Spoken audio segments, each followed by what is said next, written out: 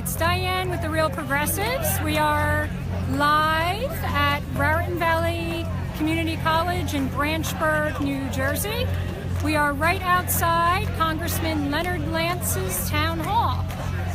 The town hall is scheduled to be live at 7.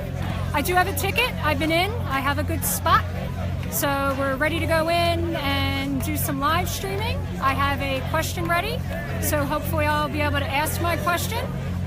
And we're outside right now, and I wanted you guys to see some of the wild stuff happening outside right now. And can I get an okay if the sound's okay? Can anybody hear? I get it. You're great, Diane. Okay, so sound is okay. I'm going to take you over to see some of what's going on. There's a rally. I'd say right now we have about 500 people. But there is a long line of traffic. There's a traffic jam. There you go. Taking time out of their busy schedule to come and meet. Landscape? Yeah, it wasn't working on landscape. Wasn't working on landscape? No, you're better now. Things let me get you in the light now. Can we flip it to landscape? Yeah, flip the landscape. Oh, shit. Good check. I got like...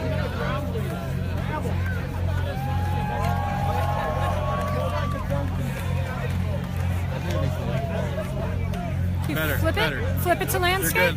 You're good. Can we flip it to landscape? It doesn't work. It's sideways coming out on Facebook. Looks good. It needs to be landscape? Facebook is having it, when you put in landscape, they're having you sideways like this. Okay. Okay, sorry about that. We'll work on the technical difficulties later. Okay, so with us today, we have some activists. I think they're alpacas, but let's find out. Okay. I have nothing to say. I really don't. Is Pierre being paid? Pierre paid protest? Oh, we have Pierre. Let's see. He of his own volition. Hi. He gets fed along the way. He gets fed whether he comes out or stays home. Okay, so let's see what Pierre is protesting today. He has a sign with him. It says, let's see. Recall the corrupt election. It says, recall the Corrupt election. corrupt election. So, hi, who do we have here today? This is Pierre. Pierre the llama. Pierre the llama, and he has a friend. What is Pierre's friend's name? Nico. Nico. Nico. Oh, okay. Lovely, lovely. The weather's beautiful. If you want to see, we're only about a half hour till the Leonard Lance Town Hall starts. The traffic line is as far as the eye can see. See where we're at. We are in Branchburg, New Jersey. Leonard Lance is the 7th Congressional District representative. The 7th Congressional District is, we're in the more rural, western part of the district. It's a very typically gerrymandered district with the counties of, let's see if I get this right, I'm a member of the district, but it gets gerrymandered every census, so I don't want to get anything wrong. So the district is Warren, Hunterdon, Somerset, parts of Morris. Then we go a little bit more eastern where it gets really funky and gerrymandered. So we then have the more suburban, densely populated areas of Union and a tiny little bit of Essex County. I am in the Union County part of Leonard Lance's district. So right now, I'm also gonna flip the camera around and show, I don't know if you can see, but the long line of traffic coming in is, like I said, it's pretty much endless. It wraps around and goes down the highway quite a bit. It's been streaming since we got here. We're going to go and walk and talk to some of the folks and find out why people are here today before we go inside. But I do have my ticket, so we will be going inside. So, let's see a moment. If you could see, the crowd goes up the hill over here. It's growing, growing, growing. So let me just see. We're going to see if people are... Hi. My name is is Diane. I'm with the Real Progressives. Can I ask you a couple of quick questions? Yes. Okay, first, your name. Nora Krieger. And are you part of the 7th Congressional District? No. Okay, where are you coming from tonight? I'm from Highland Park, New Jersey. Okay, so let me ask you, are you here representing any organizations today? No? Just Okay. myself. Okay, and do you have a political affiliation? I'm a Democrat. I'm a Okay. registered Democrat. Okay, and I guess if you could ask Leonard Lance a question this evening, what would you ask him? I'd ask him why he's going along like a lamb with everything that Trump is doing. Okay. Okay, well, thank you very much for your time. Okay, so let's see. I'm going to ask some more people over here. Let's see. Hi. Hello, stranger. Hi, these are some friends of mine. I know we've got some people here from the Green Party this evening. Can I ask you a couple of quick questions? Of course, sure. Okay, so your name? I'm Brian Powers. Okay, and are you representing any organizations this evening? I'm here with CWA and 15 now today. Okay, and if you could ask Leonard Lance any question this evening, what would you ask? Oh boy.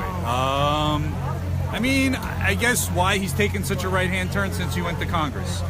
Even though he's always been a Republican, he was kind of known as a middle liberal-leaning Republican when he was a state assemblyman and senator, and since he's gone to Washington, it seems he's gone away of the Tea Party. Okay, and you're not going in tonight, are you? No, I'm just going to be out here with the hippies. Okay, did where I belong. you see the llamas? Yes, I did see the llamas. Okay. I love them. Yeah, great llamas. I thought they were alpacas. They're llamas? Were they llamas or alpacas? Llamas. They were llamas. I don't know the difference, but they were adorable. Pierre. Me neither, and- apparently. Pierre and Pierre's friends. Cool. Okay, so we're going to walk around a little bit. Have fun. Take care. Bye, America. Thanks. Oh, we're also asking party affiliation this evening. Me, I'll be voting for the Green Party. Okay. Great, thanks. Oh, we have another friend. Another friend activist in New Jersey. How are you? So, I'm live streaming this evening for the Real Progressives. Yeah, So, can I hey. ask you, is my audio okay? Yeah, Okay. Okay. So I'm asking people who are present a Why few are we quick here? questions. So first, put your name on the record. My on name the is live stream. Didier Jimenez Castro. Okay. Long one. And where are you coming from this evening? I am coming from Hillsborough, which is the district that Lance represents, which is District 7. Okay. And are you representing any organizations this evening? The people. That's Okay. about it. Okay, cool. And what is your political affiliation? I don't consider myself Republican or Democrat. I consider myself whatever it's right for the people. Because Okay. lately, none of those names cover what I believe. So we are here to make sure Lance understands that he has constituents in his state that he has to respond to. We're not paid. We're here on our own time. Some people took off from work to be here, and that's costing them money. So if anything, we're losing money by coming over here, but it's worth it in the long run. Okay. And if you could ask Lance any question tonight, are you going inside? Because you are a constituent of Congressman I did. Lance. As hard as I tried to get tickets, it was really impossible. I will try to go back in there and see if anybody who doesn't want to go, if there's an extra space, I will try to sneak in there. Okay, yeah, and just so people know I got in early. I did get a chair saved, I'd say by about 6 o'clock. They opened doors at 5:30. At 6 o'clock, there was more than half-empty seats, so maybe you Yeah? can keep trying to get in there. Okay. I mean, it could change dramatically, though, because the traffic flow is That's crazy. true, that's true. But keep trying. I like that there's a traffic flow. I like that there's a lot of people. I like that there's a llama over there, but that's Yeah, did off you see the topic. llama? That's Pierre. Yep. Okay. It cheers up, brings smiles and voices together, not negativity and flipping cars over, but in a positive manner. And so, if you could ask Leonard Lance any question tonight, what would you ask him? Are you going to finally have a backbone? Are you going to stand up for the country or for the party? What's more important to you? And listen to your constituents. Clearly, he's picked the Republican side, the party over and over again, but who knows? Maybe he'll change. Okay, good to see you. See you so soon. much. Yes. Take care. Bye.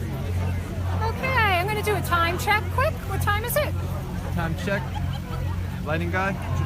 6:37. 6:37. Okay, so let's go see some more people. Maybe we can get near the people going in tonight because they are the ones who have tickets. Hey Diane, can you explain to some people that came in late what's going on? Oh, sure. I'm so sorry. We are outside of Congressman Leonard Lance's town hall. It's going to begin at 7 o'clock. So we wanted to mix it up a little bit and interview some people who couldn't get in. I think we heard that 900 tickets were released for this evening, but they went in like minutes once they were released. They were free tickets, but you had to register. So there's a large presence of people outside that couldn't get in. So let's try to talk to some people before they go in that are online. And maybe we'll grab another llama or interview on our way. And while we're headed in, you can see the crowd. I believe there is diverse representation.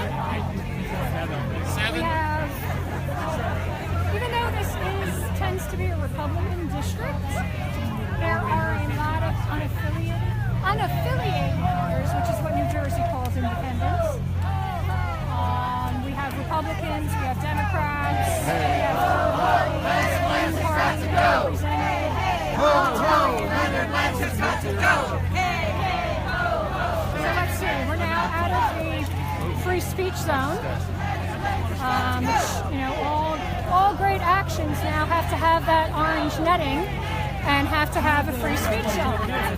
So let's see if we can catch some people before they go in.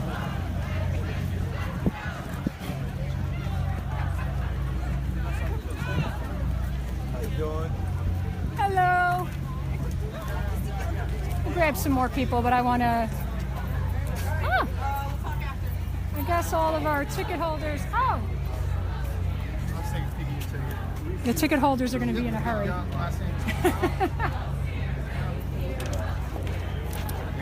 Tickets? I have a ticket, but right now I'm just doing some Press? press Have you work. checked in? Yes, Okay, at perfect. the side door. Great. Thank you. No problem. Okay, we're going to try to talk to some people at the table Yep. Got it. Yep. I got it. You good? as they're waiting to check in. Let's see. Hi, I'm Diane with Real Progressives. How are you this evening? How are you? So, are you going in? You have a ticket? I do. Okay, can I ask you a couple questions real quick? Yes. Okay, your name? Holly Lowe, And where are you coming from this evening? Frenchtown, New Jersey. So clearly you are you're part of the 7th Congressional District. You're Yes. not a paid activist this evening, No, are you? I'm a constituent. I haven't seen any paid activists yet, but just in case. Okay, and are you with any organization this evening? No, And what is your political affiliation? I'm a registered Democrat. Okay. And let's see, you're going in. Are you going to try to ask a question tonight? I think I'm mostly going to listen and observe. Okay. Yeah. Do you have a question prepared just in case? I do.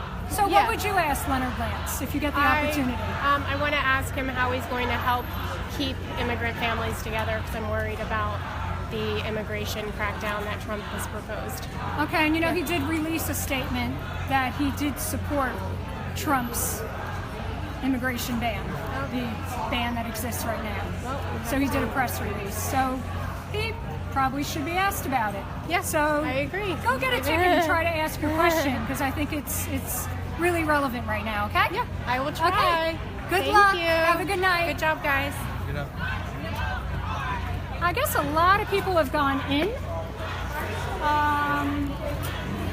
But let's see if we have some other people who haven't. Okay, we have a woman with a ticket. This is the procedure. They have tables.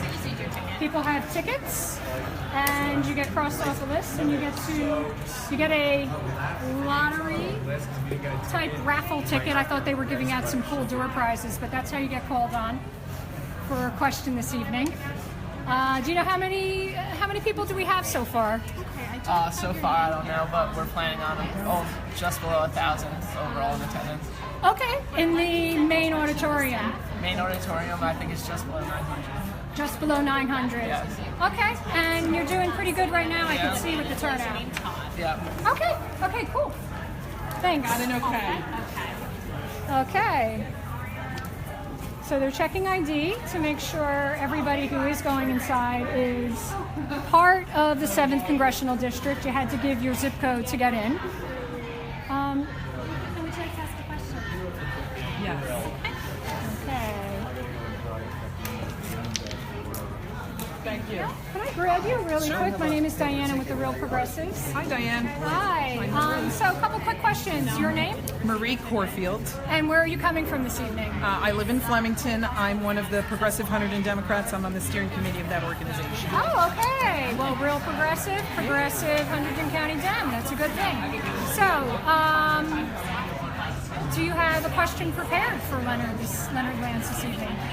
It's most likely going to be about the Affordable Care Act. We came up with a whole list of questions. I got to scroll through my phone and see which ones have been asked already, and then I'll pull one out. Hopefully. Okay. Well, good luck. I hope you get called on this Thank evening. you. Thanks a lot. Okay. Take care. Thanks for your time. Okay. Let's see. The line, I guess, is petering out. The crowd is still growing for the action. Can I get a time check quick? Time check real quick. 6:43. Oh, 6:43. Looks like it's pretty easy to get in and out, so I'm going to wait a little bit more and grab some people. Hi, do you have a ticket this evening? I certainly do. My name is Diane. I'm with the Real Progressives. Can I ask you a couple questions really quick? Certainly. Okay, great, thanks. First, your name? My name is Mary Pat Calicchio. And where are you coming from this evening? Well, I live in Milburn, but I teach history, American history, at Summit High School. Which is in Congressman Lance's district. It certainly is. Okay, so what is your party affiliation? I am actually a registered Republican, but I did not vote for Donald Trump, nor would I ever support any of his policies because they're anti-American. As a matter of fact, they're fascist. Okay, so are you with an organization this evening? Yes, I'm with the Americans. Okay, me too. So, are you going to try to get called on for a question this evening? Yes, I am. Okay, and do you have a question prepared? I do. It's about the Affordable Care Act. Okay, do you want to tell us your question in case you can't? Because I saw there's like 900 people in there. Yes, I know If they Congressman fill up. Lance has been opposed to the Affordable Care Act from the beginning, but I've never understood why, because it has actually benefited my family. My son was born with a pre-existing condition. His first APGAR score was a 1. That means you're not breathing. Oh gosh. If he is never eligible for health care for the rest of his life, it could have catastrophic consequences to his life. And I want to know, Congressman Lance, how are you going to protect my rights, my right to life, Wow. in that's- having pre-existing conditions being covered, and in making sure that women are not charged more than men are for their health insurance? Okay, yeah. How is he going to? What's his plan? Okay, You've had 7 years. What's your plan? Okay, so you got to check in and make sure you get your ticket. Yes. Because, they're doing it like raffle lottery style. You get a ticket, you get a number. That's and okay. They're drawing a number. Congressman Lance's chief of staff is one of my former students. Okay, so you're going to get your question answered no matter what. I'm hoping so. Okay, I wish you good luck and Thank thanks you for very much. talking. I appreciate it. Take care. Bye. You rule. Keep up the good work. Okay, so you can see we have a diverse representation going in.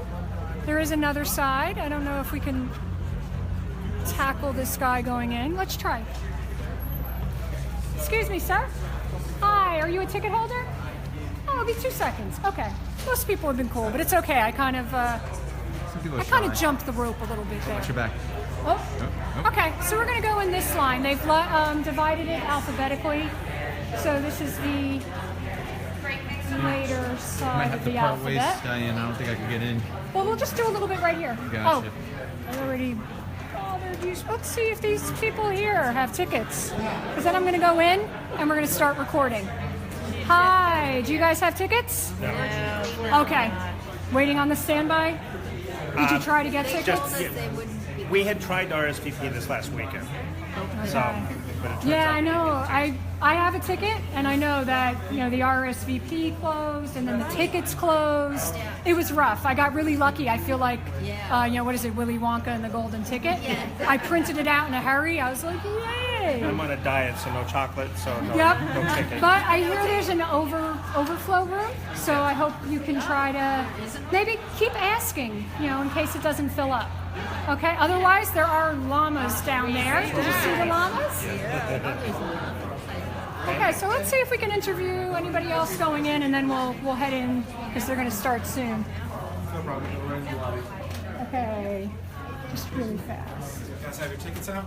I have my ticket in the bag, but we're just doing some press right now. Sorry. Hi, so you have a ticket.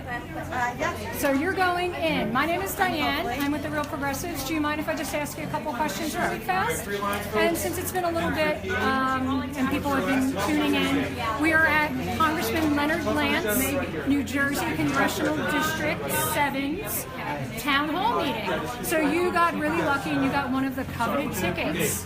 So just a couple of quick questions. Your name? Liz. And where are you coming from this evening? Westfield.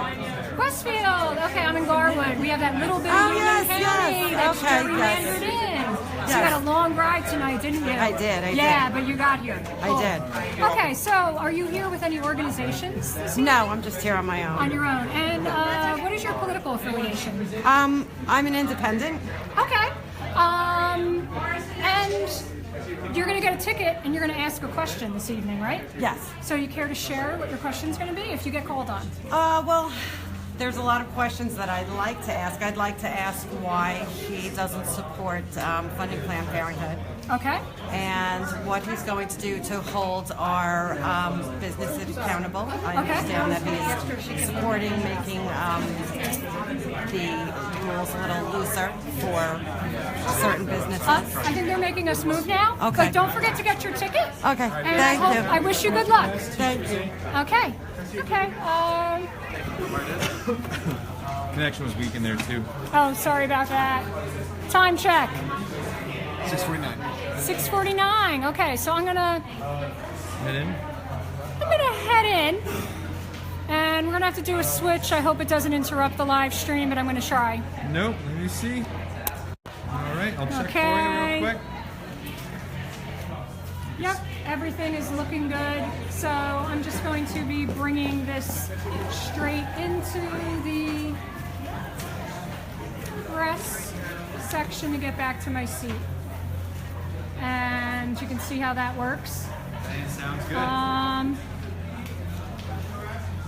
Hi, ma'am. You look familiar. I'm with Real Progressives this evening. Diane. I'm Leona. Garwood. Garwood, right. And Diane. you're with the press? Yes, but we've actually met with Bernie Sanders' Yes. campaign. Yes. My son is Hugh Sinclair. Yes. So I'm just interviewing some people quick. Did you get a ticket? I didn't get a ticket. My girlfriend's inside. And as everybody can hear how difficult it was to get a ticket, because we have hundreds of people here that couldn't get in. They couldn't get in. My legs are tight. Just a moment. Okay. I'm trying to get my girlfriend to come and let me so I can give her her car keys. Oh, okay, Because so you're not trying to get in. I got to ride back. But there is, because there is an overflow room you may want to try, and then there is Saturday, right? Are they letting us into the overflow room? I don't know, maybe you want to check out, find But out while I you're already here. told them to wait for me. Oh, okay, so After- you're taking off because you couldn't get in. Okay. Right. Okay, No, well, I don't want to stand outside for a couple of hours. My legs will hurt. Yeah, I'd rather I watch hear it ya. on. Okay, You want to? We're Westfield 2020. yes. You must have interviewed a couple of those people. I'm going to in the future, but I haven't yet, so I will see you there. Okay? No, I mean they're out there. Yeah, but right now I'm going to be going in. So Goodbye. Good luck. Take care. Enjoy. Thanks. Do we have any more ticket holders? Oh, ticket holder. Can I just interview you quick on your way in? Oh, no problem. It's getting close to time, so people are in a hurry. So I'm just going to go. We're going to check in. Okay. they have pretty decent security, but I don't blame them. The like I said, the tickets went pretty quick. There's hundreds of people here. They had to actually do a second town hall, which is Saturday, because this one, which is 1,000 seats, got snatched up really quickly. So we're now headed towards the press entrance. I'm going to get back to my seat. We'll see how big the crowd is. And we had to switch our mic because my assistants couldn't go in with me. But let me know if the sound is okay. And I'm sorry, this is the Leonard Lance Town Hall, 7th Congressional District. Before I go in, you can see the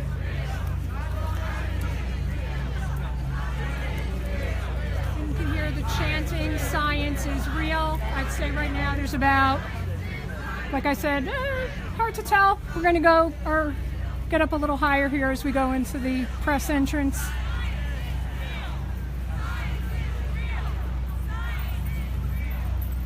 Hi, just going back to my seat. I understand, but can't let it in from this side no more. Oh, yeah. Okay, I have my ticket, so they closed up the press entrance, but I have my ticket too, so I'll just have to go in the regular way. Pretty good security, can't blame them with the large crowd. That's all cool.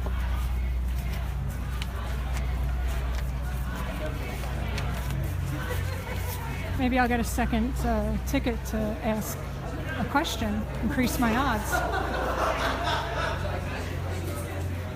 But I'm already crossed off the list, so we won't do that.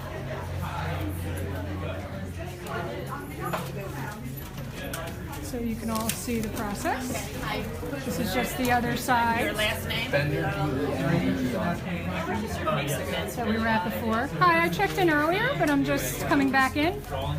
I believe the rule is that if you leave, you cannot come back in. I was told before that I could go out the press, so I'm just coming back in. Let me just make sure. Sure. I was told before that I could leave and go in and out through the press entrance. Left and would like to re-enter. I just want to make sure that's okay, because I know we have a rule.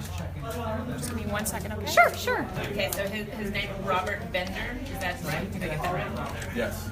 And he's on? Yes. All right.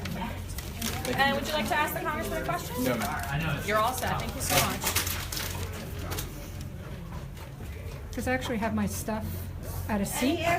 My stuff is already at a seat with my... Do you want me to take her in? I just want to make sure it's okay. I was told before I could leave and come back. That's the only reason I left. I just want to make sure. Okay. I'm going to take her to Amanda and make sure it's okay. Okay, great. Okay. They're just following. Yeah, sure. No, I get it. It's a lot of people. My coat was in that direction. Oh, okay. You can go. Okay, thank you. Okay. Okay, now the room is pretty packed.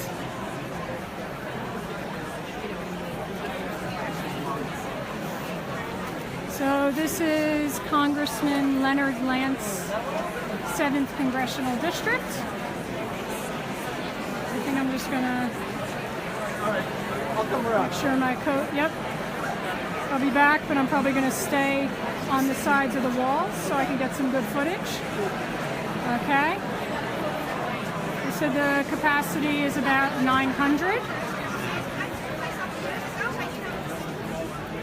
So I'm just going to try to stay out of the way and see what we can get. I'm going to do a time check. Well, we'll see in July. Hey guys, what time is it? We're almost ready to start, right? 6:56. Okay. So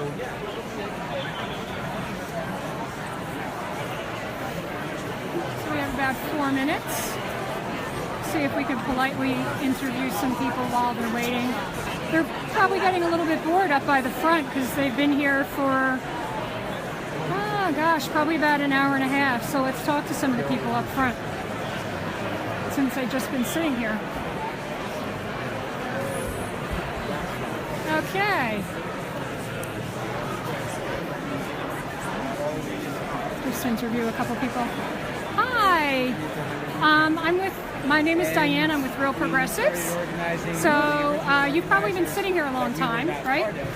Fairly. Because I got here at about 6 and I'm about middle way in. So I'm just going to... Do you mind if I ask you a couple questions quick? You're kind of a captive audience, all of you, right now. Do you mind? And you're probably a little bored by now, right? Sitting here for... What time did you guys get in these seats? Pardon? What time did you guys get here to get these seats? Around 5. Around 5? Okay, yeah, and it's now about 7. Okay. And where are you coming from this evening? So Raritan Township. What questions you would ask? So you are part of the 7th Congressional District? Absolutely, yes. Okay. And do you mind if I ask you your political affiliation? My what? Your political affiliation. Oh, I'm now definitely Democratic. Oh, did you switch? You know, I was an independent for many years, but I did register as a Democrat for this election in 2016. Okay. And did you get your ticket to ask a question? If you get that very rare opportunity this evening, I don't know how many questions you're going to be able to ask. Yeah. And what is your question that you would ask? I'm most concerned about income inequality. Oh, okay. In our country and also the world. Okay. So you would like to ask him something on income inequality? Yes. Okay. Well, thanks for your time. Thank you. And hopefully it'll start soon. I know this has been a long wait, right? Thank you. Yes. Hi, can I ask you a couple of questions quick? My name is Diane. I'm streaming with Real Progressives. Hello. Your name? Judith. And where are you coming from this evening? Lambertville. And you are part of the 7th Congressional District? Yes. Okay. And are you here with any group or organization? I'm part of Indivisible Lambertville New Hope. Oh, great. It's a group kind of encompassing both sides of Pennsylvania and New Jersey. Oh, great. So did you do any organizing for this event this evening? I'm merely here more to observe. Okay. Did you get a ticket to be able to ask a question? No. Okay, so you're not gonna. No. What about no? No. Oldest But I'll lady. be protesting on Saturdays. Okay, so you'll be back on Saturday for the second town hall. Well, because just for of the protesting. Okay, because of the high demand for tickets, Congressman Lance had to do 2 town halls. Okay, well, thank you so much for your time. Like I said, the closer we get up to the front, I think people have been here for longer blocks of time. Hi, my name is Diane. Hi. I'm with the Real Progressives. Do you mind if I ask you a couple questions? Not at all. Okay, first, I'm just curious with the people up front. How long have you been here?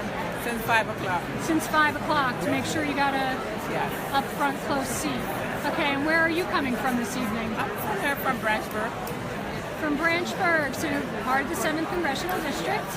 Are you here with any organization? No, just a group of 6 ladies. But I was the only one that got in. They're in the other... Oh, they're in the overflow room, so you're by yourself now. By myself, yes. Okay. And can I ask you your political affiliation? I was an independent, but I am switching over to becoming a Democrat. Okay. And did you get a ticket to ask a question? Yes, I got a ticket. And if you get called on, can I ask you, because I think most of us aren't going to get called on. Because On the there's environment? entirely too many people here. My question is on the environment. Okay, and what is your question? In the past, Lance worked with a lot of groups across political lines, and all of a sudden, since Trump got in, he became silent. He is not active at all. He don't say anything. He was a force that used to work with the local groups on water issues. On So you feel that he's getting more conservative? He's getting more conservative. Okay. He is not giving me. Start. So I'm going to step over to the side. Thank you so much for your time.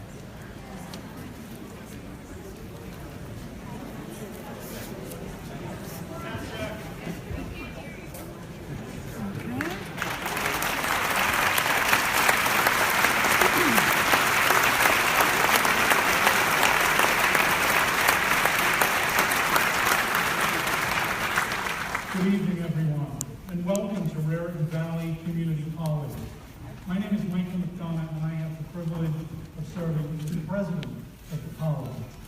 First, the Congressman would like me to introduce and acknowledge some of the elected officials in our audience tonight. If I miss someone, please forgive me. Senator Kit Bateman, Freeholder John King, Freeholder Suzanne Legay, Freeholder John Lanza, Mayor Dan Hayes, Deputy Mayor Betty Ann Fort, Sheriff Provenzano, and Prosecutor Robertson. Welcome to the college.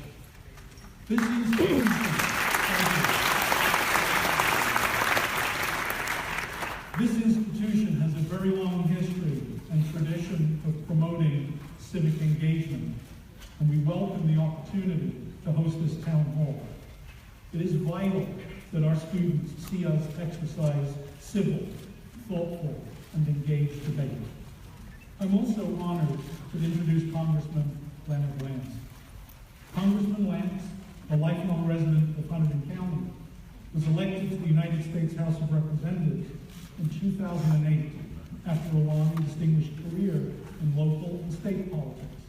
He represents New Jersey's 7th Congressional District and serves on the influential House Energy and Commerce Committee. I'm extremely grateful for his continued support of this institution. Congressman Lance, welcome. Congressman Lance is a Republican congressman from the 7th Congressional District. Thank you very much, and good evening to you all. And it's an honor for me to be here at Raritan Valley, the community college that serves Hunterdon County, where I live, and also Somerset County. And this college would not have become the great institution it is without the brilliant leadership of the late State Senate President Ray Bateman. Will you please join me in thanking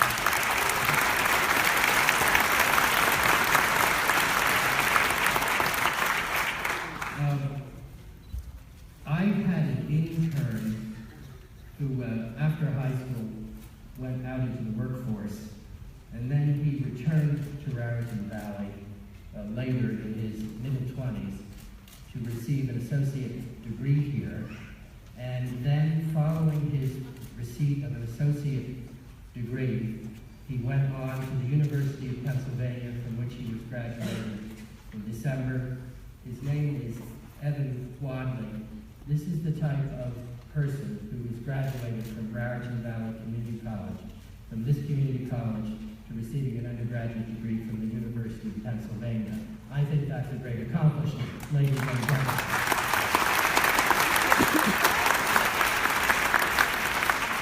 I'm not going to give opening remarks. I want to go directly to questions, and we have a ticket system, fair questions.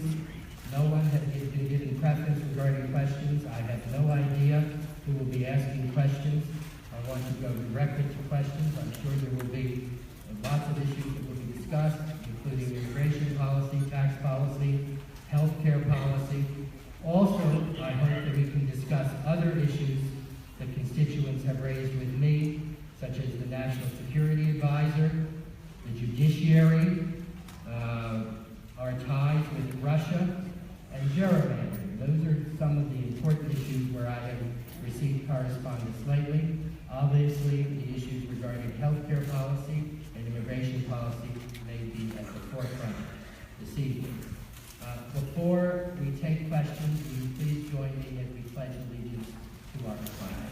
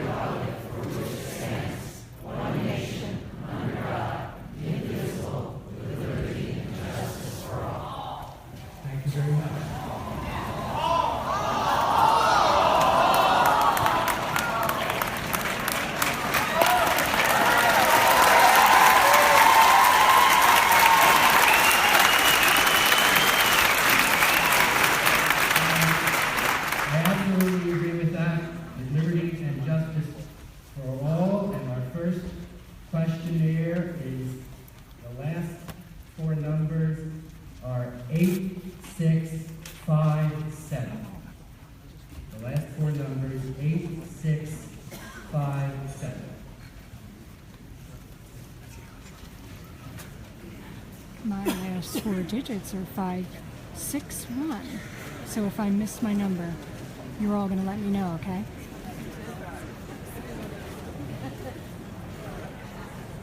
Let's see. Where's the lucky ticket holder? All right, we'll go to the next one, and the person who has that number can be second in line.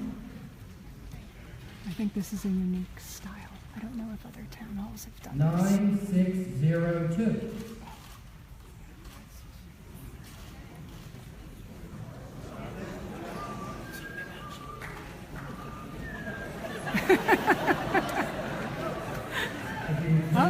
We have a ticket holder. Go to the microphone. Yes. We got someone. Think that this is the system that is fairest. If you would identify yourself. So it's a random draw of a number, just like a raffle.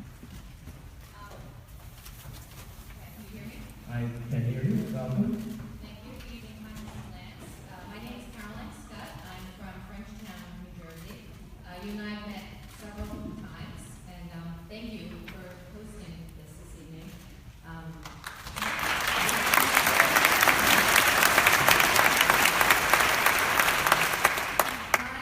question is really, well, I have lots of questions, but I know the next one. So my question is about healthcare and why there is a need to make this a partisan issue. Why repeal? Why not reform the ACA? Thank you.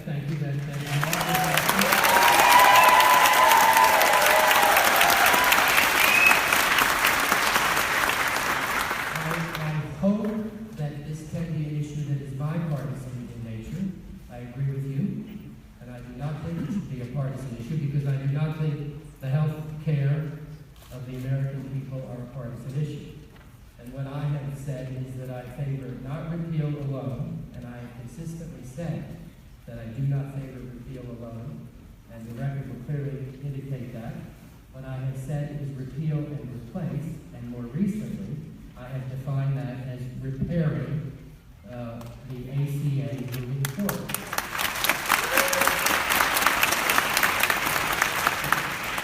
Let me give you what I think is the challenge regarding this.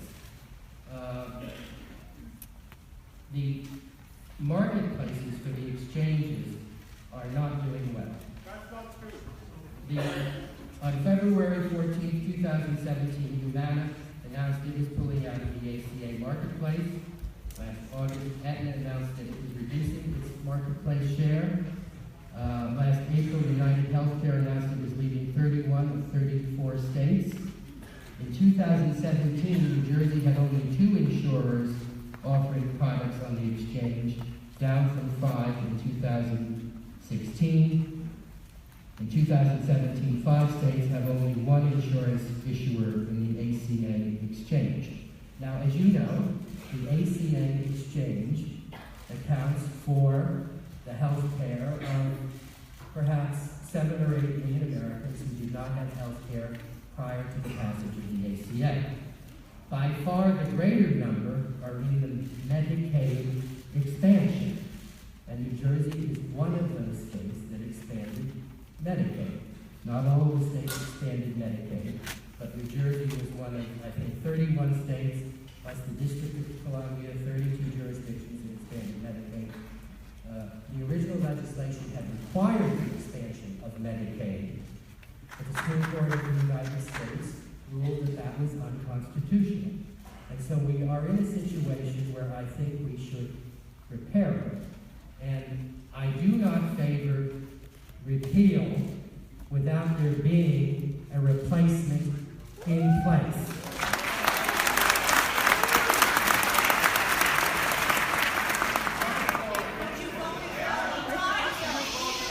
And what I think is that we have to make clear that as we move forward in repairing it, that there is no denial of coverage based upon a pre-existing condition.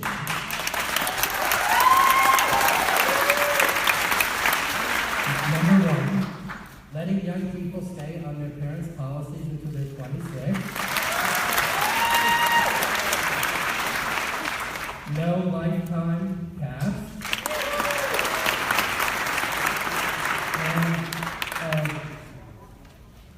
I want to assure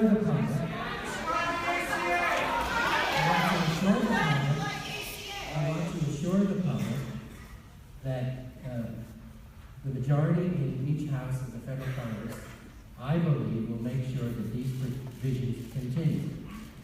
There is, however, a challenge as it relates to the Medicaid expansion. And I want to be as up to date as I can, because I've been involved in discussions of this in Washington. When the Supreme Court declared the ACA constitutional, it did not do so, ladies and gentlemen, based upon the Commerce Clause, as was widely believed to be the case. It said it was only constitutional based upon the tax clause. The President repeatedly said it was not a tax, he said it was a penalty. The Supreme Court disagreed, said it could only go forward based upon the tax clause. Number one. Number two, central to the President's proposal was expansion of Medicaid in all 50 states, based upon the fact that Medicaid had been covered in all 50 states. Originally, Medicaid was a program where states did not have to enter it, but all of the states had entered it. And then the President, in his legislation, said that all of the states had to expand Medicaid to 138% of poverty. That would have made that Medicaid expansion, of course, the law of the land throughout the entire United States. Supreme Court said that was unconstitutional. So we're now in the untenable position of having some states expand Medicaid, including New Jersey. Governor Christie and our state legislature expanded Medicaid. That is a decision with which I agree. But there are quite a few states, 18 in total, I believe, that did not expand Medicaid. And their representatives in Congress, of course, want to know why funds are going to the states that expanded Medicaid because they did not expand Medicaid. Now, the federal match, and I think this is very important, and I hope that I'm not getting into the weeds here, but I think this is what the discussion in Washington is about. I think, ladies and gentlemen, this is what the discussion in Washington is about. The match, the federal match for the Medicaid expansion is what started at 100% and will go down to 90% in the year 2020. So 90% of the money comes from the federal government. I do not think that percentage is sustainable, given the fact that so many states, including large states like Texas and Florida, have not expanded Medicaid. So there may have to be a modification of that, and I'm fighting as hard as I can in Washington to make sure that that modification is not significant, but it may be. New Jersey gets a 50% match based upon regular Medicaid. I think that's where we are. I want to make sure that there is continuous coverage for everybody, including those who have received coverage in expanded Medicaid, including those in the exchanges, but let me state that the exchanges are, in my judgment, in very poor shape. I've indicated the figures in New Jersey and across the nation, and I think we have a responsibility in Washington to try to make the system better. Thank you for your question. I will now ask whether the person on whom I first called is here is the person whose last four digits are 8657. Is that person here?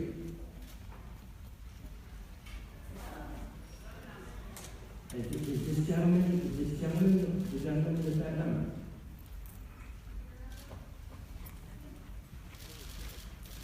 Yeah, there's a microphone, but you're welcome to ask me a question at the mic. Hello, Leonard Lance. My name is Michael Scardina. I'm from Hillsborough, New Jersey. I'm a student here at RVCC, and I also running for student government president. So,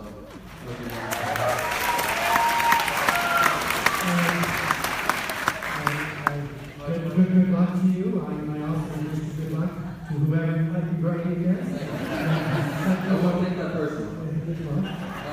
Thank you. Countless times you voted against women's rights to choose, including defunding Planned Parenthood.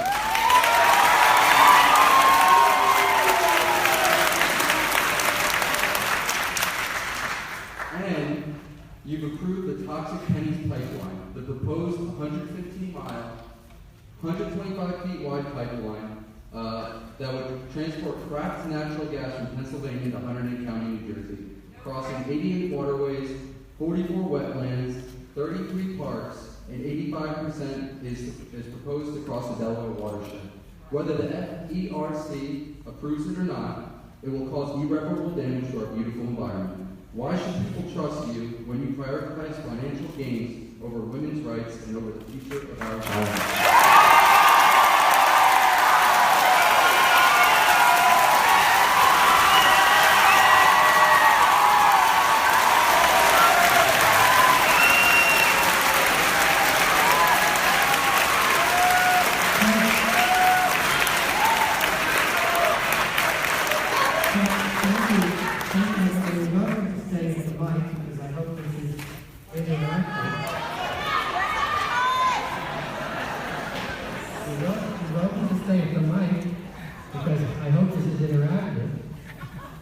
I really appreciate that. That is very respectful.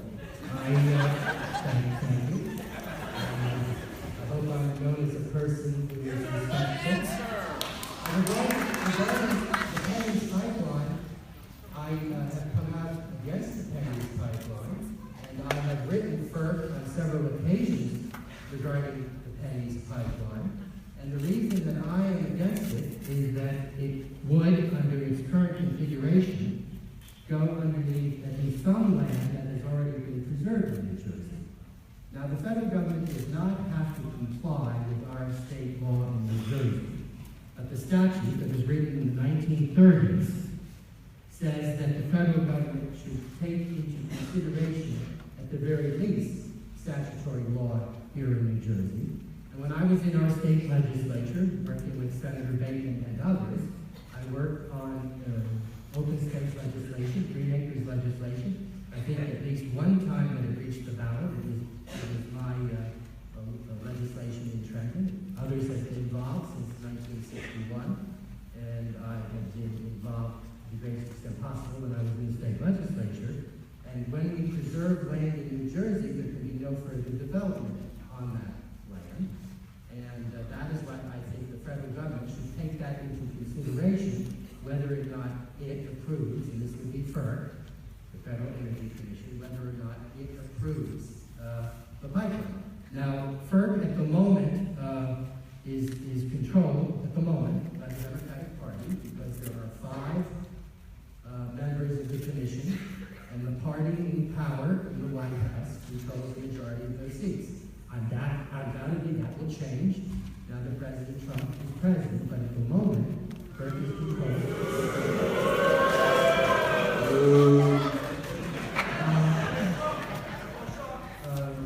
FERC is controlled at the moment by the Democratic Party, and I don't know how FERC is going to rule, but I have worked with interested parties, including an environmental group in that area. It's in southern Hunterdon County that I think there is a concern in this district. It's also a concern in Congresswoman Watson Coleman's district in Mercer County, and I have worked with her office on this issue as well. Now, you also raised the issue of funding for Planned Parenthood, and that is an important issue. And I have consistently voted in Washington for what is known as the Hyde Amendment that prohibits any federal funding for the abortion procedure.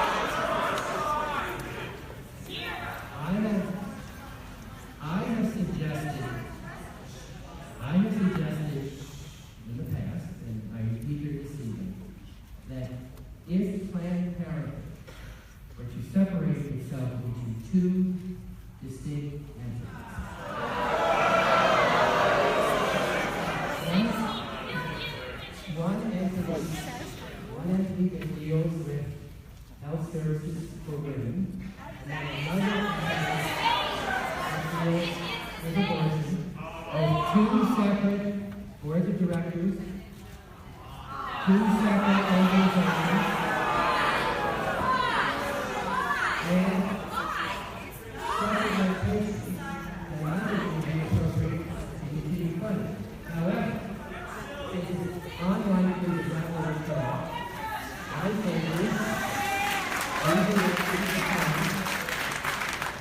I favor redirecting the funds, dollar for dollar, to health care facilities that exist across America. And there are far many health care facilities, federally qualified health care facilities in this country than there are Planned Parenthood entities. In this congressional district, I believe there is one Planned Parenthood facility in this congressional district, and I believe there are 6 federally qualified healthcare facilities. I do not want to reduce funding in any way for the program. I would hope that Planned Parenthood might consider what I have suggested. Regardless of that, I favor continued funding for the programs that I believe are necessary.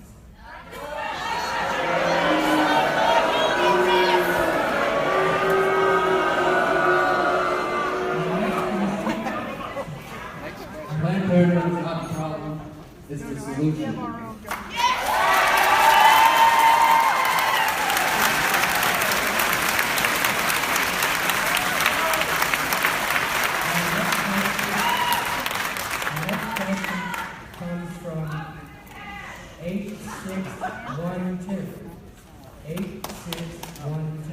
This is Congressman Leonard Lance, 7th Congressional District.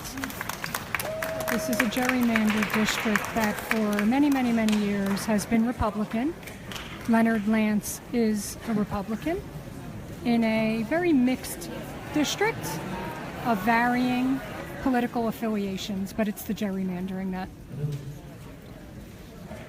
Hello, Congressman Lance. Thank you for being here. My name is Bruce Tinkle. I live right across the street by where Senator Dayton. So this is kind of a general question, but with President Trump and his many conflicts of interest that we suspect, I'm just wondering if it turns out that we investigate and he has ties to Russia and things like that, do you support impeachment?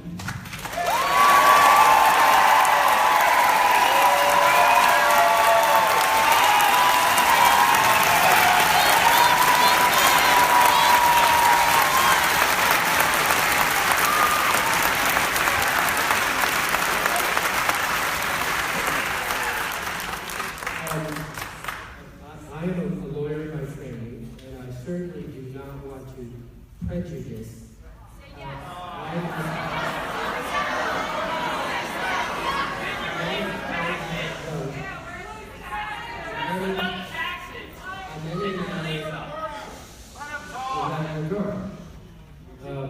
I think the responsibility in the House of Representatives to impeach or not to impeach is one of our most important responsibilities. As you know, an impeachment is the equivalent of an indictment. Yes. And then the United States Senate would be the judge and jury, in effect, and it would take a 2/3 vote in the Senate to convict and remove the president or other high official. Investigate!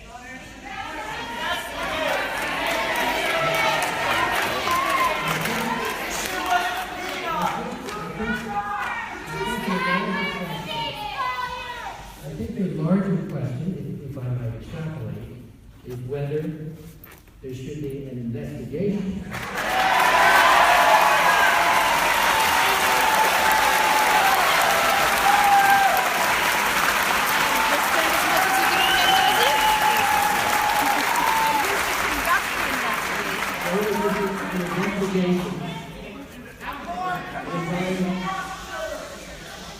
Investigation regarding Russian involvement in the recent election election, both involvement by the Russians.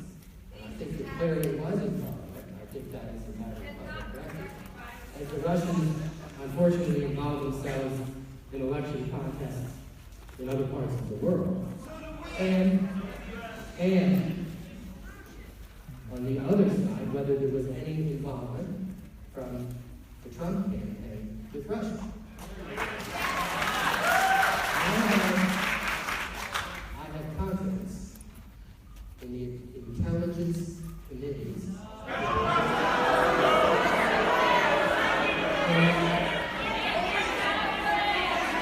and in particular, Senator Byrd, the Republican chair in the Senate, and Senator Warren, the ranking Democrat in the Senate, are at the moment taking the lead on this. And I have been encouraged by the bipartisan nature of what seems to be occurring by the Intelligence Committee in the Senate. Now, our Intelligence Committee in the House, Congressman is from California, and ranking membership. And I believe they will conduct an investigation as well. But your further question, if I might extrapolate, is what if somehow that bipartisan cooperation does not continue? And I think the lead at the moment is in the Senate, Senator Byrd and Senator Warren. I hope that bipartisan cooperation will continue, and those committees have a record of being bipartisan. But if that were not to occur, and I place it in subjective voice, if it were not to occur, then of course the question would arise whether or not there should be another committee. And I understand that.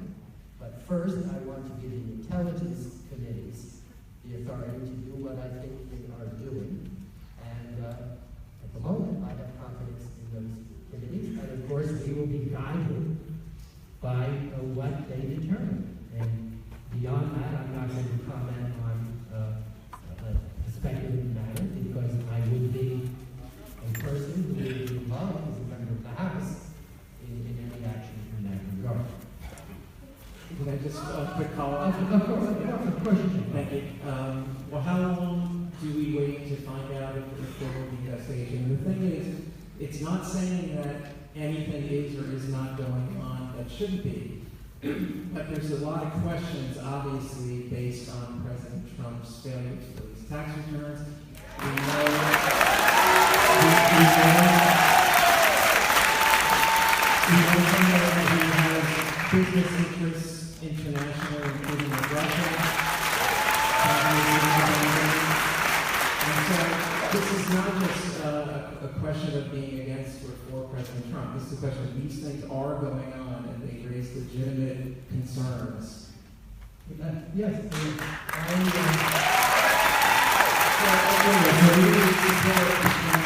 Congress people and senators to do the right thing. I understand that, I respect that, and I certainly will do what I think is in the national interest based upon the evidence that is presented to me, based upon the intelligence committee. Our next question comes from number 8613.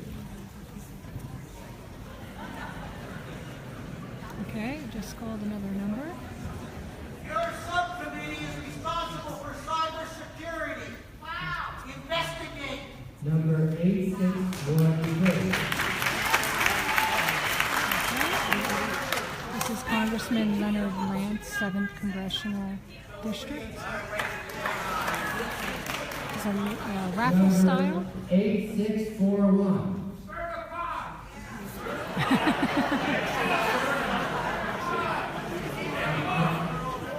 I will be happy to stir the pot, and obviously, I haven't stirred it well enough given the questions that I've received so far.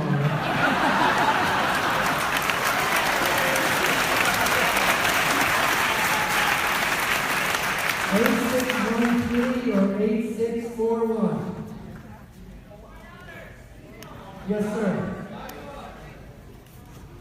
Thank you for holding the meeting. Are you Mr. 8641? That's me. Oh, very good. What is your name and where are you from? I'm Dr. Robert Hankiewicz. I'm from Millburn, New Jersey. Essex County. What is this We gerrymandered Essex County. I'm a psychologist.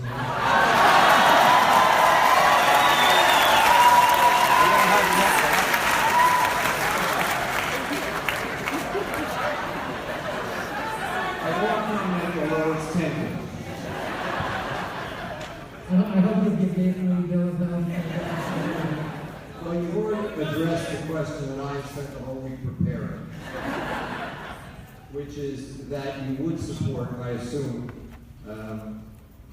a House Select Committee to investigate Russia's interference with our election. And not only that, but it's continued. Let me find a place that I read it.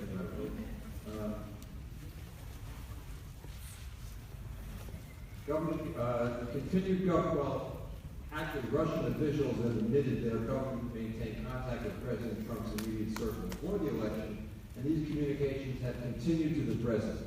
Russia, as you mentioned, has been involved in influencing politics among our European allies.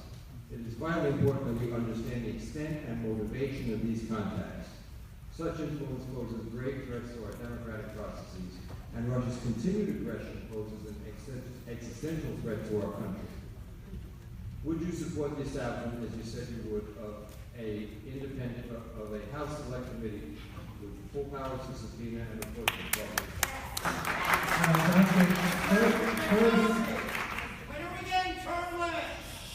First, I want the intelligence committees to do their work, and if they break down to some sort of partisan divide, then I understand that, and I'm impressed with the fact that the Senate Intelligence Committee is proceeding with what appears to be nonpartisan activity. However, I see no reason why the House shouldn't launch its own investigation.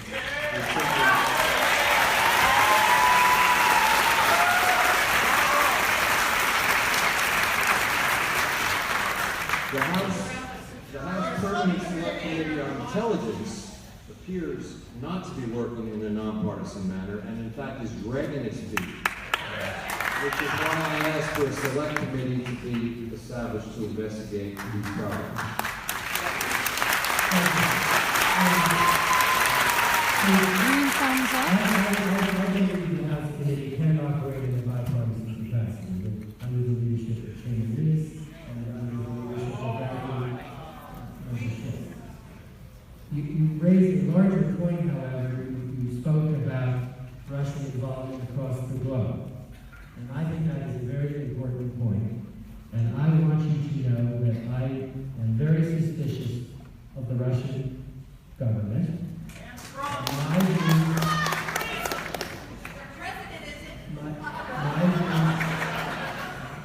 My views are shared, I believe, or I share the views of the Secretary of Defense, who has spoken about this recently, and of General McMaster, who has just been appointed the National Security Advisor. And I believe that the President's appointment of his new National Security Advisor is a significant step in the right direction. And regardless of that, I have a responsibility to indicate constituents throughout this congressional district my views. And my views are that Russia is not a friend of the United States, and that Vladimir Putin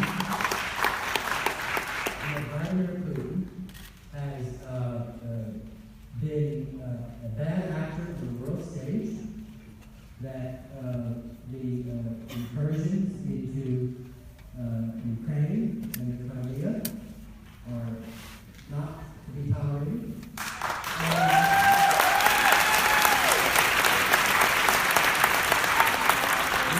We should be wary of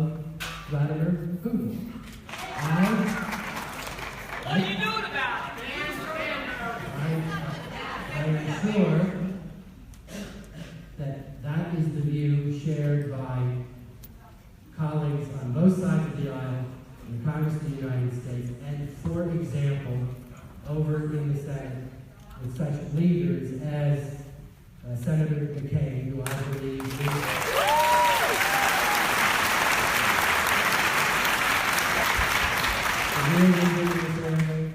Senator Lindsey Graham, Congressman, I appreciate very much your viewpoint on these issues, and I think you can see the support that you've got here. And I certainly hope that you would stand with the examples that you set, Senators McCain and Graham, public servants as yourself, who recognize that now is the time to put country before party.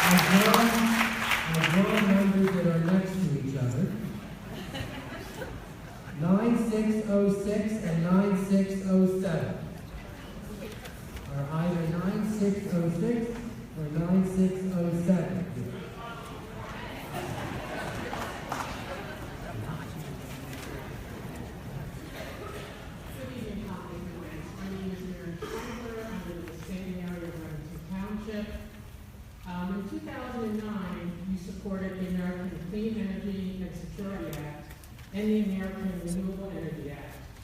However, you recently voted to do away with federal rules protecting streams, a valuable source of potable water, and forests, which help to clear greenhouse gases from the atmosphere. In addition, you have agreed to allow the Dakota Access Pipeline to be built.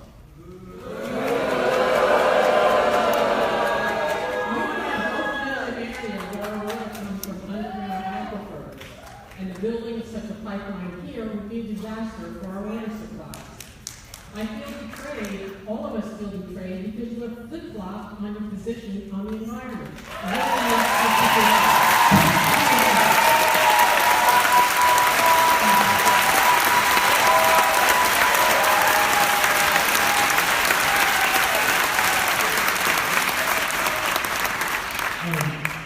Thank you for your question. I did vote for cap and trade in 2009. That's what you're referring to.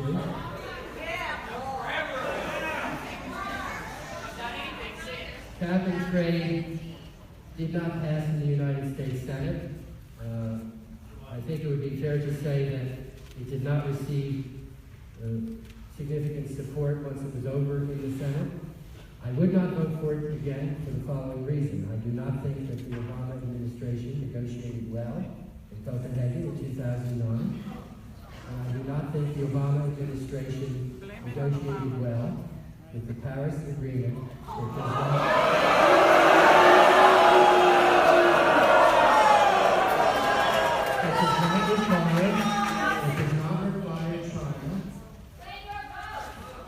that does not require China to begin reducing its emissions until 2030. We still need to do our part. Yes.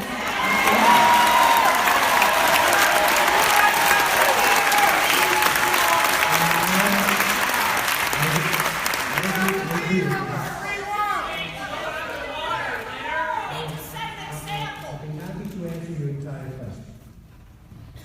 And I think that we are doing our part because we are relying much less heavily than we formerly were on the traditional forms of fossil fuels.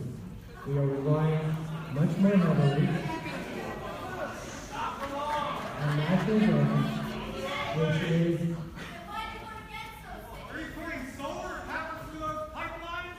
I have voted for a strategy that includes natural gas, and natural gas is a pollutant, but it has roughly 1/2 the pollutant qualities of more traditional fossil fuels.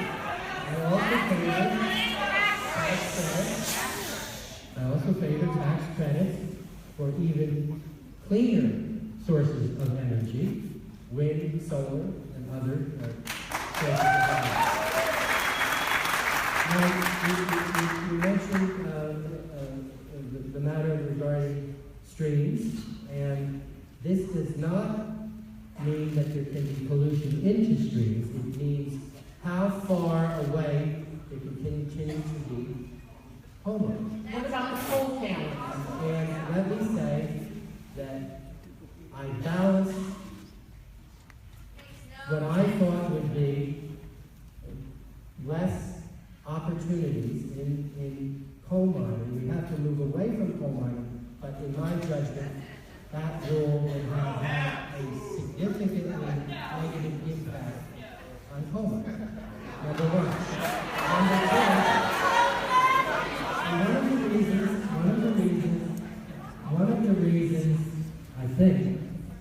One of the reasons that Donald Trump was elected president was because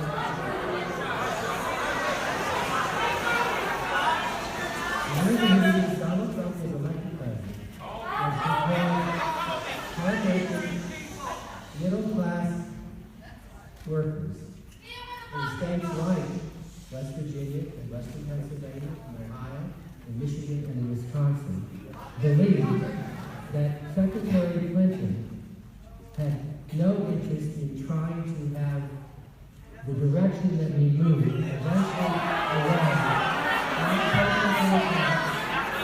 I take into account the fact that we have to make sure that American workers have employment opportunities.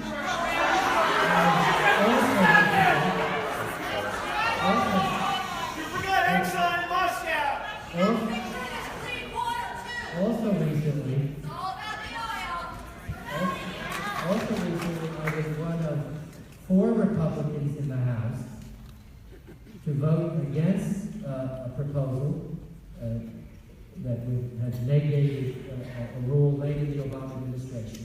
It passed the House. I voted against it regarding environmental matters in the West, particularly in Wyoming and that area. I was one of 4 Republicans to vote against it. And the Obama administration had promulgated this rule, and in the rule, it stated that we should consider climate change as one of the factors. And this was a resolution sponsored by the new member of Congress from Wyoming, Congresswoman Cheney. I was one of 4 Republicans to vote against it.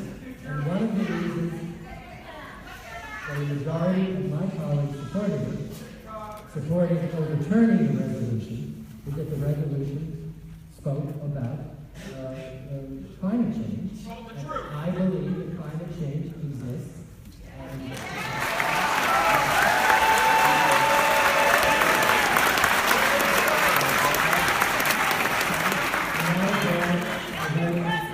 that is why I voted for it.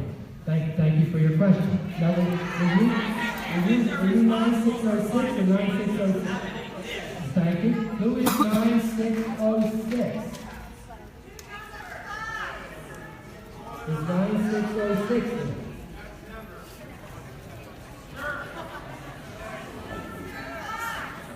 Our next question comes from 2834.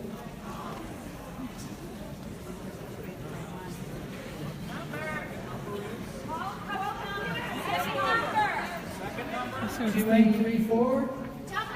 Raffle style drawing of the numbers. We're at Congressman Leonard Lance Town Hall. Sorry, the audio is bad.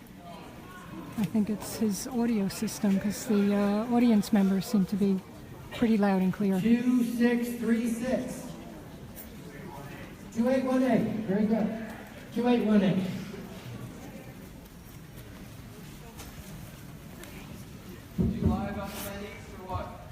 Hello, Congressman. Thank you for coming out in the atmosphere. I'm up here, fella. Oh, we have somebody in the balcony.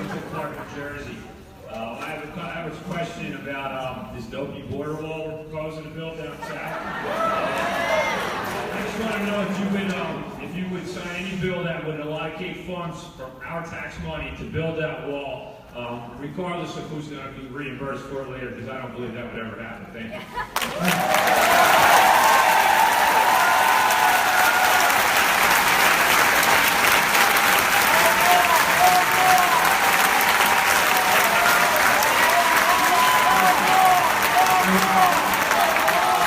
Thank you. And Winfield Park is in Union County, and it's an honor to represent you in Congress. I have toured the southern border. Speaker Ryan, I think, was there today. I think Speaker Ryan is a very fine individual.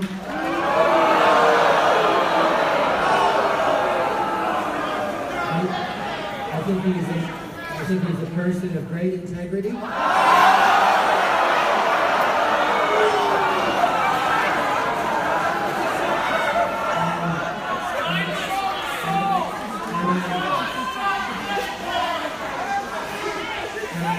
am proud that he is Speaker of the House of Representatives.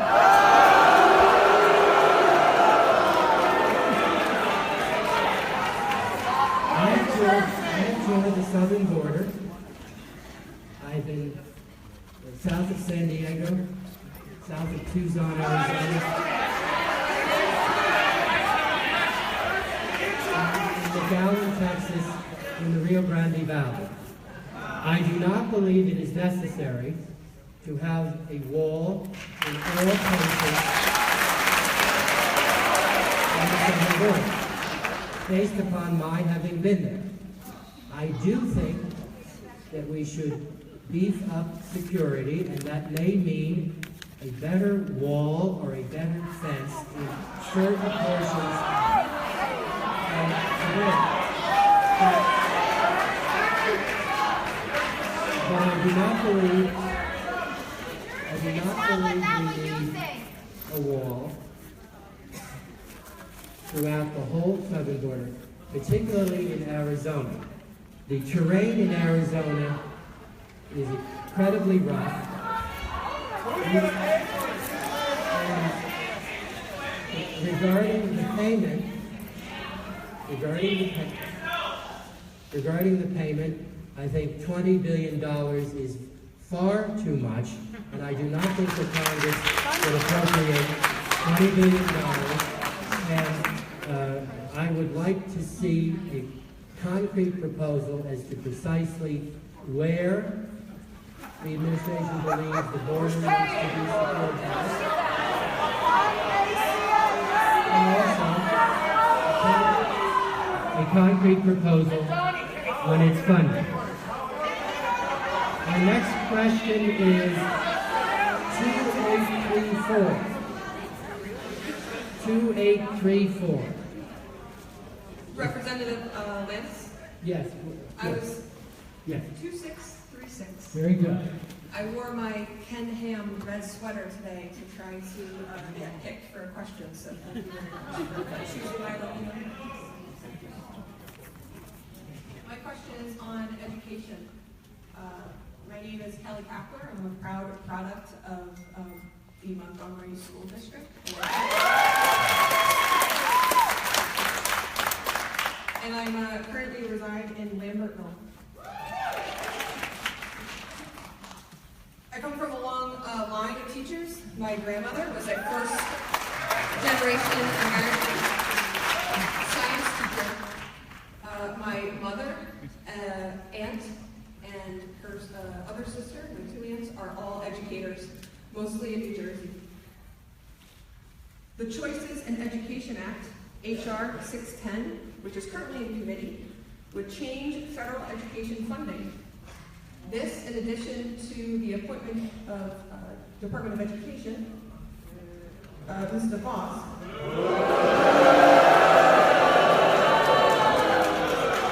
I share concerns with many of your other constituents about. But this act in particular would receive, that states would receive block grants if only they distribute a portion of the funds to parents who enroll their children in private schools or homeschool their children.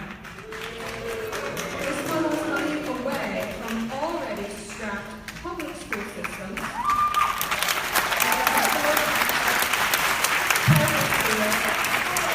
who are not held to the same level of accountability. Can you please share with us how you will vote on this measure for our New Jersey public schools?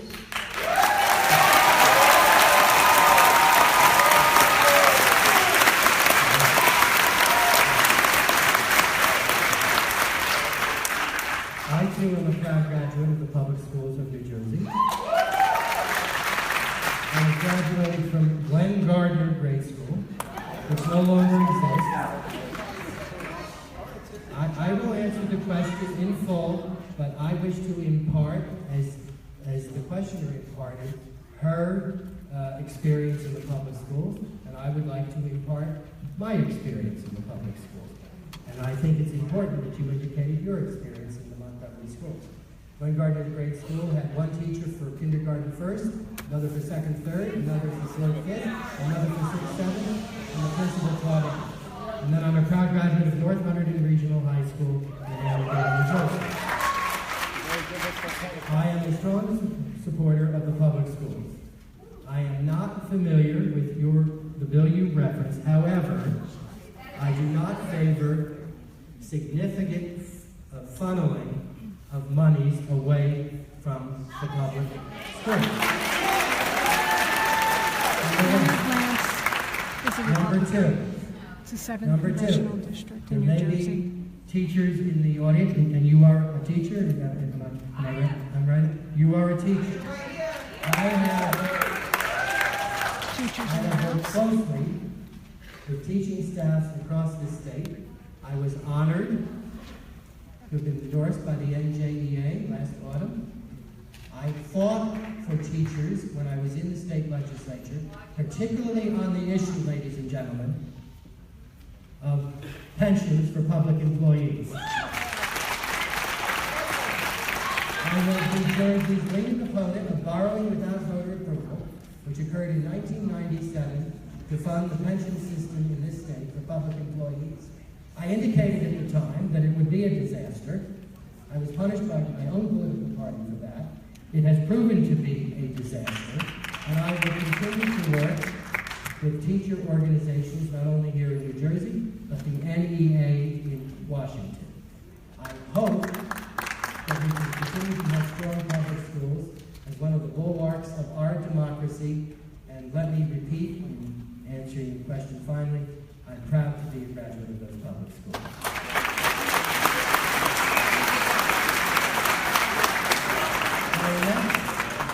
Our next questioner is number 9554.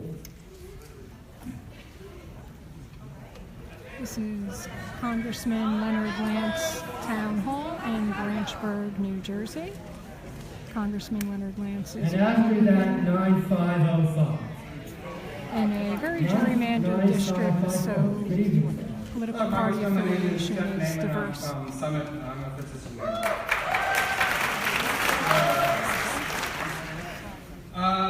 The Concealed Carry Reciprocity Act of 2017 will allow the transport of guns across state lines by those with concealed carry permits to states which also allow concealed carry. You supported previous versions of this bill. States have varying requirements to get those permits. Some require no permits, others have been found to get permits to felons. Why do you agree with undermining the rights of states to regulate concealed carry by non-residents? Do you believe this makes your constituents feel safe? I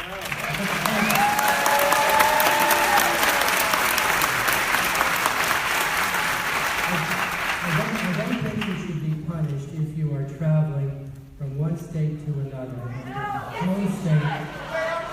home state permits that. And I am reminded that there was a person, I think from Florida, who came up to New Jersey to help out after Hurricane Sandy. And he had a concealed weapon based upon the laws of Florida. And I believe that he was arrested here in New Jersey. We have strong laws in New Jersey regarding this. I don't think our state legislature is going to change our laws in this regard, but I, as a matter of federalism, as someone who believes deeply in the responsibilities of state capitals, leave to state legislators in Tallahassee, for example, what the law should be in that state. And I think if you're traveling, that you should be able to have.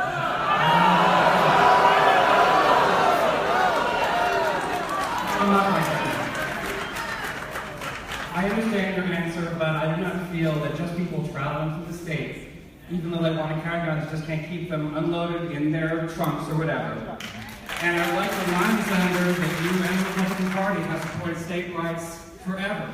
And to overrule the rules of the laws of New Jersey just because now the conservatives control the Congress and the presidency would be an insult to the voters of New Jersey.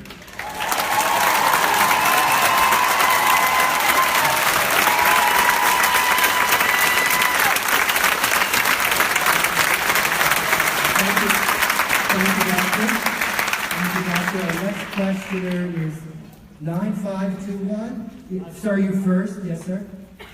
Thank you, Congressman.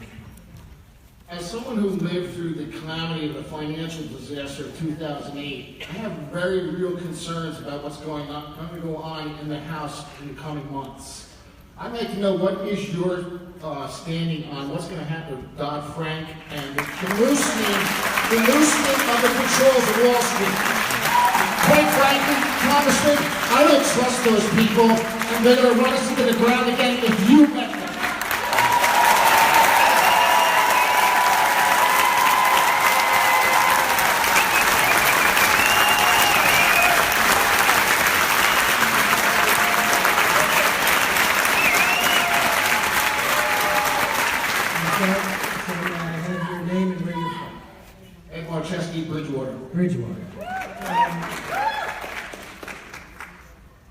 My chief concern with Dodd-Frank was that I think it continues too big to fail because it designated certain entities as systemic financially.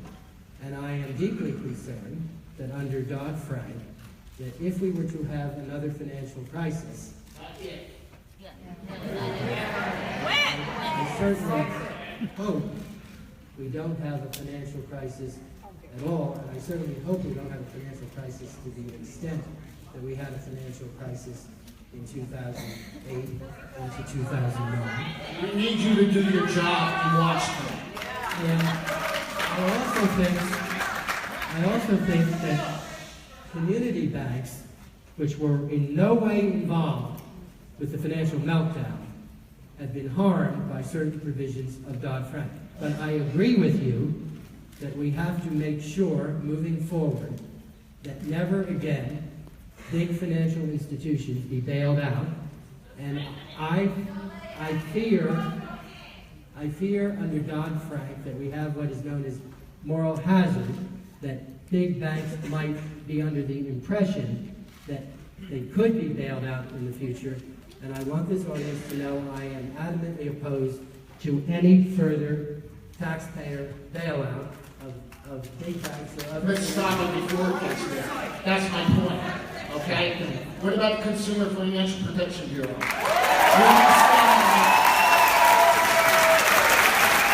Where do you stand on either cutting its budget or just taking its power totally away? I'd like to hear about that, please. I will examine any proposal by the Trump administration, and I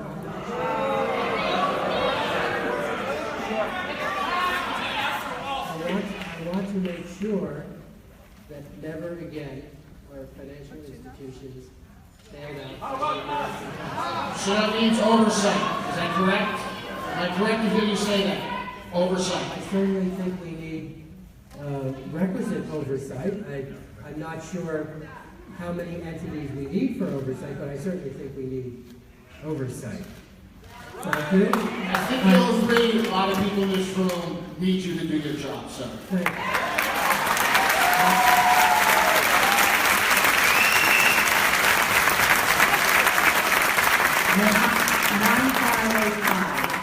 Okay, very good. Hello, 9585. Yes, I'm Cindy McGonigal from Bethlehem Township. Recently, you said that President Trump's travel ban was rushed and poorly implemented. You also said that it is Congress's role to amend our immigration laws, suggesting that the president may have overstepped his power.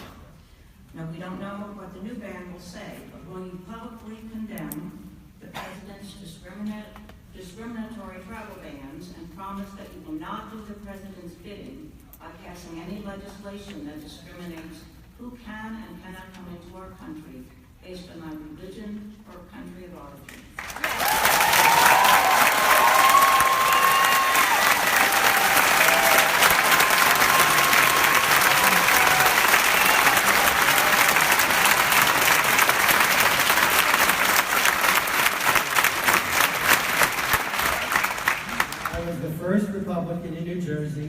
to criticize the initial executive order.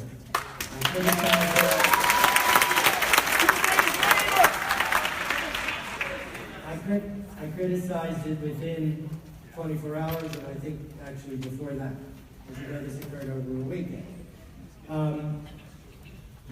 I certainly do not think it should have applied to green card holders, and certainly also we should permit into this country brave residents of Iraq and Afghanistan and other places who have served as translators and interpreters for the armed forces.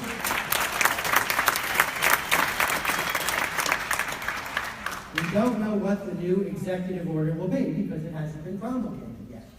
I hope it is much more narrowly tailored, and if I don't like all of its provisions, I will certainly say so at the time. How about the refugee families from these other countries?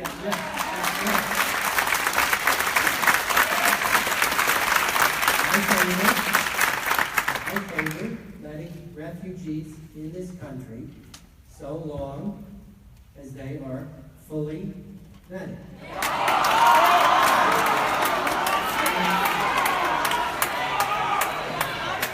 And I believe that it is a matter of national security. And for example,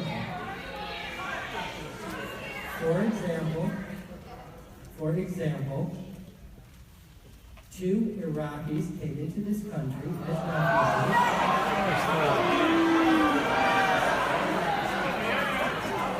They have been arrested, and they were sending funds back to Al-Qaeda, and they were also involved in those horrible IEDs that killed American troops. And I'm very pleased that they have been arrested, and I can't imagine there's anybody in this room that disagrees with me on that.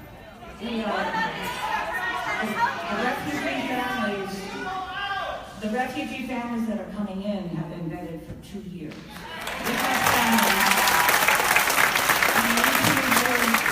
We're not sure that they're residing in their district, but those of us that live in their district are helping them, providing clothing, giving them meals, helping set up their apartments, and these are folks that we would I do welcome them, and I commend you for your efforts in that regard. And I think it's admirable the work you and others are doing, and I certainly welcome to this country refugees who seek asylum here. And I think that is in the American tradition, and I'm sure that we all share that view, and I want you to know that I share that view.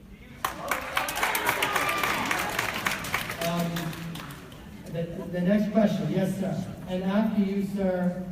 I am 9521. Thank you. After Mr. 9521, 9618. Very good. My name is Eric Fiore, and I am from Phillipsburg. And my question is about the environment. You stood up for the Highlands Act to protect New Jersey water. You supported preserving 20 acres in Clinton Township.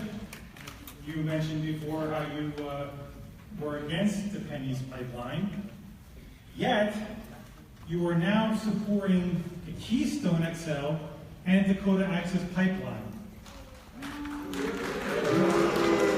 Despite every upgrade in pipeline technology, there are still regular reports of ruptures and failures nationwide, spilling crude oil into our waterways and drinking water aquifers. Most recently, 180,000 gallons in North Dakota in December 2016.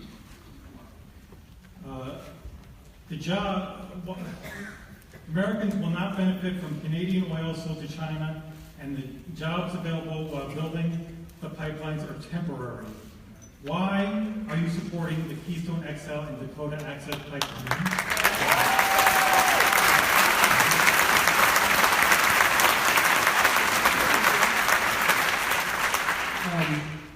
I believe that the Keystone Pipeline was examined thoroughly by the Obama administration, including the Department of State. And I believe that the examination indicated that it should move forward. No environmental impact study! Political reasons during the campaign. Environmental reasons! I believe that those pipelines in the Middle West are safer They're not. It's not true! than transporting the oil by rail or by truck. And that is why I support them. The reasons that I do not support Penn East are based upon my views that much of the pipeline of Penn East would go under preserved land here in New Jersey, and I think the federal government should take into consideration our state laws, although I repeat, the federal government does not have to do that, but I'm certainly urging the federal government to do that. Thank you for your question. It seems to me like if a pipeline is in New Jersey, you don't want it. And if it's someplace else that's outside of your district, it's okay.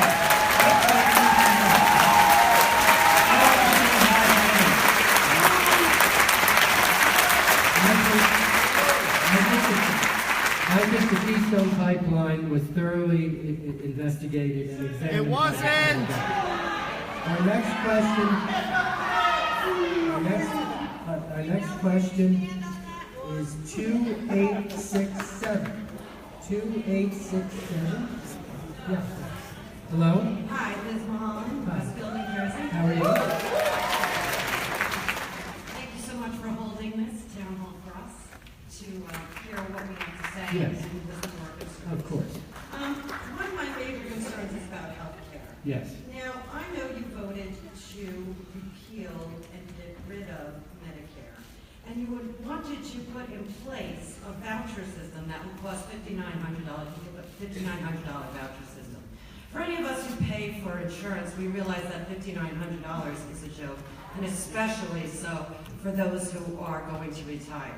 And while the plan you supported protected people who were 56 and older, the rest of most of us in here probably would get stuck with that voucher system. We would not be able to afford health care. So when you say that you're pro-health care and you're going to help the regular people, that doesn't sound right when you vote on bills such as these. And also, I might add, it's really convenient that you yourself don't have to follow the same rules.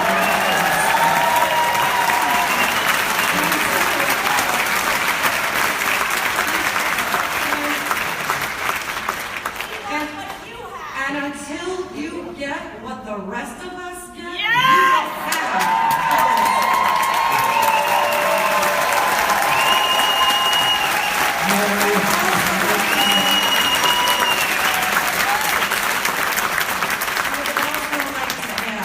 As far as you not providing funds for Planned Parenthood because you disagree with...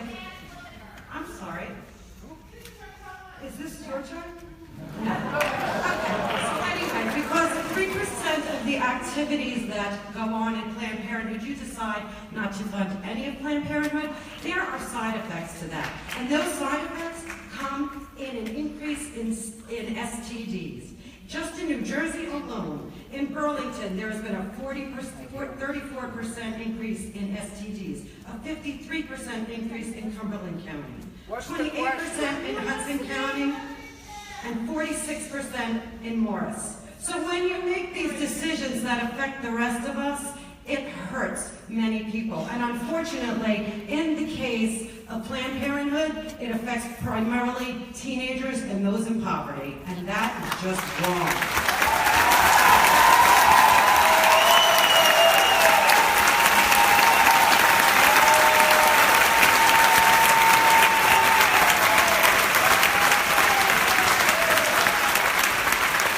Thank you. I will try to address all three of your questions. The Medicare question, number 3, the Planned Parenthood question, and then last, the number 2 question about my own benefits. Those were your 3 questions? Actually, no, I was just commenting.